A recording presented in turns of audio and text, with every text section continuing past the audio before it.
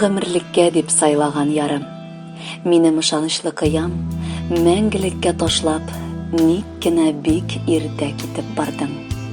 15 ел, татлы, газаплы, меңләгән сынаулар аркылы узган мәхәббәтебез синең белән бергә юкка чыкты дип уйлама. Юк, мин сине тагы да ныграк яратам, кадерлем. Төннәрен сискәнеп китеп, юеш мендәремне күчәм. Сине юклыктан сагынып, йылаган күз яшьләре туктамый, ага да ага. 2003 елның 8 августы күз алдына килеп баса. Мин беләм, син мине ишетәсең, күреп тә торасың хәзер. Хәтерлисеңме, сөеклем, нинди без яшьләр, җүләрләр идек. Шашып, янып, яратышып гаилә кырдык.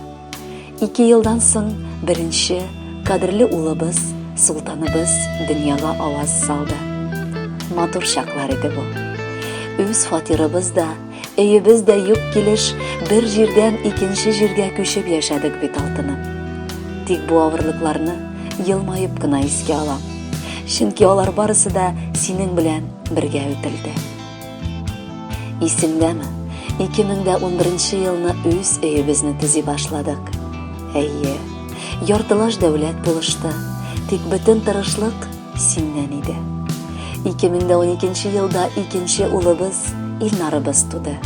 Ә инде 2013 елда хыялыбызда гына төзегән үз өебезнең ишекләрен ачып кердек, Аллага шөкер. Бу бит синең белән хыялланган өй иде. Агачта, син уйлаганча. Шул чак нидер булды сыман. Ниндидер горурлык аркасында без официаль килеш аерылып та куйдык. Ләкин син, Русланым, шул вакытта да кәгазьдә гына безнең аерылу. Син барыбер минеке генә булачаксың дидең. Сиңа озак үпкә тотып буламысың иде, сөеклем? Юк, әлбәттә. Үзем яраткангамы, әллә инде син гафу үтенә белгәнгәме, яңадан бергә яши башладык. Ләкин барысы да әйбәт кенә барганда, бәхетемне гомерлеккә тартып алган үлем ноябрьнең 28-ндә синең йөрәгеңне туктатты. Бу хәбәр бар дөньямны юкка чыгарды. Үземнең дә йөрәк шак-шак кына туктыйын дип кенә типте. Мине кем дә аңламас бәлки. Ләкин синең үлемең белән минем дә дөньям туктады. Яшәүләре нигә кирәк дип көн-төн елый. Ләкин балаларга карап, синең холкың, карашың, сөйләшүеңне күрәм дә көн дә яңа көн яши башлыйм. Ләкин синсез. Синең исең һаман өйдә. Сине хәтерләтеп фотосурәтләр, үз кулың белән ясалган өйдә, йортта бар әйбердә бәгыремне өзә, җанымны телгәли. Син юк. Ә миңа икебез өчен яшәргә кайдан хәл алыйм соң? Кил син, кил ешрак тешләремә, мине ташлама мәңгегә. Бары синең белән мин көчле булачакмын. Синең белән генә мин балаларны кеше итеп үстерәчәкмен. Ишет мине. Син минем гомерлек җан юлдашым. Мәңгелек, алмашсыз мәхәббәтем, Руслан. Салкын кышның аппак булган төсе нигә миңа кара тоела? Әкрен генә күзләремнән һаман бер туктаусыз яшьләр коела. Сине сагынам. Кай чагында әле тәрәзәгә карап уйланам. Бәлки димен бу әше төш кенә, кайтырсың күк диеп юанам. Әти кайда? Балаларның шушы соравына җавап эзлимен. Ничек соң аларга синең бүтән кайтмавыңны әйтим? Белмимен. Син төзегән өем бушап калды. Балалар да ятим кебекләр. Синең кайтканыңнан элеккечә шыгырдамый, Руслан, ишекләр.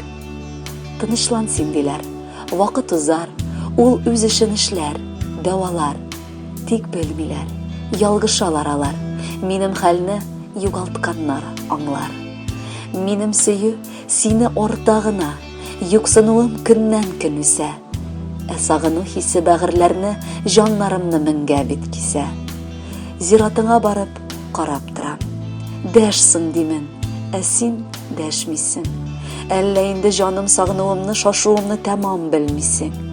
Китеп бардың, мине ялгыз итеп, Юк бу югалтуга дәвада, минем белән гыйнвар аенда да җылый әле бергә һавада. Син утырткан йортта алмагачка яз башында кышлар кунарлар. Алар да бит синең гомерлеккә китүеңне җаным аңларлар.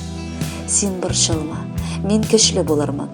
Горурлыгың булып улларны үстерермен әле кеше итеп. Төшермәмен җаным кулларны. Тик онытма, син минеке диеп юкка гына бәгърем әйтмәдең. Китеп бардың, мине ялгыз итеп хушлашуны бер дә көтмәдем. Мәңгелеккә сау бул алтын алма, тешләремдә булса да юат, элеккечә яратканым диеп, иңнәремнән кышып син уят. Сау буллашам, авыр булса да мин мәңгелеккә сине озаттым. Мәңгелеккә, бары сине генә, Руслан, яраттым. Мәрхүмә булган Русланның ятар урыны Гөлбакча, керәчәк җире җәннәт булсын. Барлык якыннарының тирән кайгысын уртаклашабыз. Әлеге җыр аның истәлегенә яңгырап, дога булып ирешсен иде.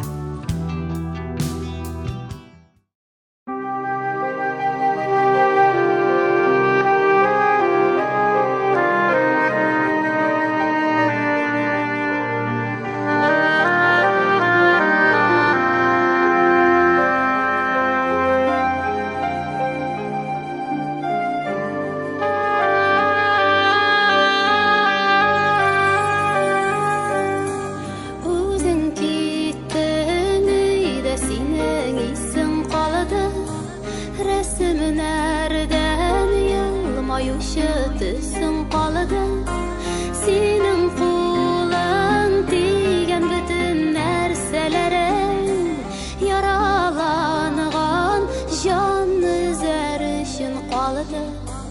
Өзің кеттің, үйде яңрап сөзің қалады, соқмақларға жанып басқан ізің қалады. Yılatırğa, мың suйlar uylatırğa, türlü şokta әйткен türlü sözün қалады. Өзің